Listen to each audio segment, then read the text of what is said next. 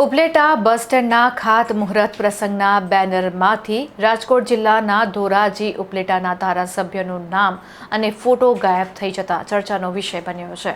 ગુજરાત રાજ્ય માર્ગ વાહન વ્યવહાર નિગમ ઉપલેટા તથા ધોરાજી મુકામે બાંધવામાં આવનાર નવીન એસટી બસ સ્ટેન્ડનું ખાતમુહૂર્ત સમારોહમાં ઉપલેટા ધારાસભ્ય મહેન્દ્રસિંહ પાડલિયાનું નામ અને ફોટો ગાયબ થતા સ્થાનિક રાજકીય ક્ષેત્રે ચર્ચાનો વિષય બન્યો છે. જો કે આ ભૂલ રહિતના લાગેલા બેનરો મોડી રાત સુધી ઉતારવાની કામગીરી હાથ ધરવામાં આવી હોવાનું જાણવા મળ્યું છે. સૂત્રોના જણાવ્યા અનુસાર ધોરાજીના વિવિધ જગ્યાએ મસ્ત મોટા બેનરો લગાડવામાં આવ્યા છે, પણ આ બેનરોમાં વડાપ્રધાન મોદી અને ગુજરાત રાજ્યના મુખ્યમંત્રી ભૂપેન્દ્ર પટેલ તેમજ ગૃહમંત્રી હર્ષ સંઘવી, કેન્દ્રીય મંત્રી મનસુખ માંડવિયાના ફોટા જ જોવા મળે છે.